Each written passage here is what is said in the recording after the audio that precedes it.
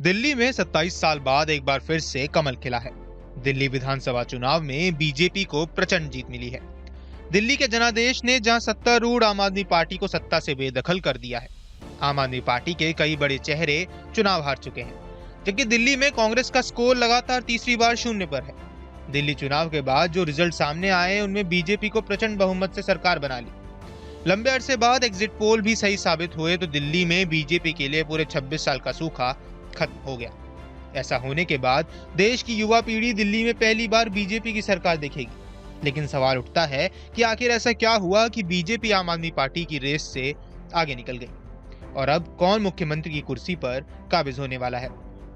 देश के अलग अलग राज्यों से लोग आकर दिल्ली में बसे हैं। देश का बंटवारा हुआ तो बड़ी संख्या में पाकिस्तान से लोग आकर बसे, जिसमें पंजाबी समुदाय से लोग ज्यादा थे। इसके बाद एशियन गेम और फिर उदारीकरण के बाद देश भर के लोग बड़ी संख्या में रोजगार की तलाश में आकर दिल्ली में बस गए। दिल्ली में मदन लाल खुराना से लेकर शीला दीक्षित और अरविंद केजरीवाल के रूप में 3 प्रवासी सीएम रह चुके हैं। इसके चलते माना जा रहा है कि प्रवासी वोट की ताकत को देखते हुए बीजेपी भी क्या प्रवासी सीएम बनाने का दांव चल सकती है। दिल्ली में पूर्वांचली वोटर 25% हैं, तो उत्तराखंडियों की संख्या 5% है। इसके अलावा पंजाब, हरियाणा, मध्य प्रदेश और उत्तर प्रदेश से आए लोग बड़ी संख्या में रहते हैं। दक्षिण भारत के केरल, तमिलनाडु और कर्नाटक के लोग भी बड़ी संख्या में यहाँ रहते हैं। इस तरह दिल्ली में पूरी तरह से दूसरे राज्यों से आए हुए काफी अहम भूमिका में है, जिसके चलते बीजेपी भी क्या अपने मुख्यमंत्री के फैसले में प्रवासी फॉर्मूले का ख्याल रखेगी, क्योंकि वोट बैंक बड़ी संख्या में है। बीजेपी का सियासी इतिहास में एक बार भी ऐसा मौका नहीं आया है जब केंद्र और दिल्ली दोनों जगह एक साथ सत्ता में रहे हों। बीजेपी 1998 में पहली बार सत्ता में आई तो दिल्ली में कांग्रेस की सरकार बन गई। इसके बाद 1999, 2014, 2019 और 2024 में बीजेपी केंद्र की सत्ता पे काबिज हुई, लेकिन दिल्ली की सत्ता से वह महरूम रही। भाजपा के बहुमत हासिल करने के बाद दिल्ली में मुख्यमंत्री चेहरा कौन हो सकता है, अब इसको लेकर चर्चा तेज हो गई है। अब तक दिल्ली में मुख्यमंत्री के चेहरे को लेकर कई नेताओं के नाम आगे चल रहे हैं। तो आइए जानते हैं कि वो कौन से चेहरे हैं जो भाजपा से मुख्यमंत्री बनाए जा सकते हैं। प्रवेश वर्मा, इनका नाम इसलिए भी प्रमुखता से चल रहा है क्योंकि इन्होंने आम आदमी पार्टी के मुख्यमंत्री पद के उम्मीदवार अरविंद केजरीवाल को हरा दिया है। अरविंद केजरीवाल आम आदमी पार्टी के केंद्र बिंदु है और उनको मात देने का मतलब सीएम पद के लिए अपनी दावेदारी को पेश करना है। इसके साथ ही प्रवेश वर्मा जाट समुदाय से आते हैं। ऐसे में उनके माध्यम से दिल्ली और हरियाणा के जाट वोटरों को साधने में भारतीय जनता पार्टी को आसानी होगी। प्रवेश वर्मा के बयानों से भी इस बात के संकेत मिलते रहे हैं। उन्होंने कहा था कि दिल्ली के जाट नेता भाई बहन भाजपा के साथ हैं। दिल्ली का विकास केवल भाजपा ही कर सकती है। जहां तक जाट रिजर्वेशन की बात है तो उसके लिए राज्य सरकार को सदन से कानून पास करके केंद्र को भेजना है, जो उन्होंने कभी नहीं किया। दुष्यंत गौतम, दिल्ली के करोल बाग से भारतीय जनता पार्टी के उम्मीदवार दुष्यंत कुमार गौतम को भी इस दौड़ का हिस्सा माना जा रहा है।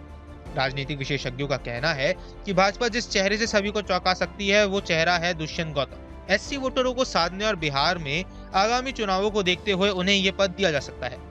विशेषज्ञों का कहना है कि भाजपा दिल्ली से बिहार को साधने का काम कर सकती है।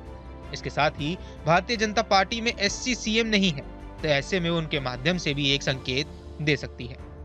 विजेंद्र गुप्ता, वरिष्ठ भाजपा नेता विजेंद्र गुप्ता को भी मुख्यमंत्री रेस का चेहरा माना जा रहा है। वह दिल्ली विधानसभा में नेता प्रतिपक्ष भी रह चुके हैं और अरविंद केजरीवाल व आम आदमी पार्टी के खिलाफ खुलकर बात करते हैं। जब भारतीय जनता पार्टी दहाई का आंकड़ा भी पूरा नहीं कर पाई थी, उस समय भी वे अपनी सीट से जीतने में कामयाब रहे थे।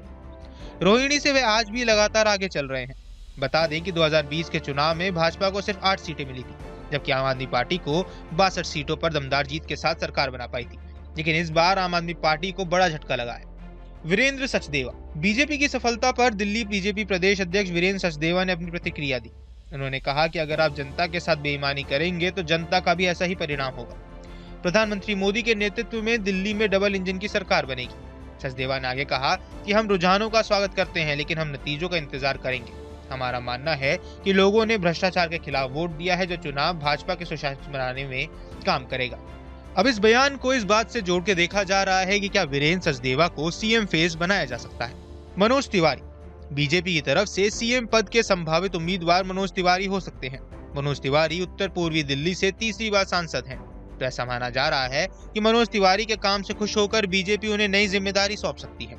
न्यूज नेशन अब व्हाट्सएप पर खबरों की ताजा अपडेट के लिए न्यूज नेशन के इस क्यूआर कोड को स्कैन करें।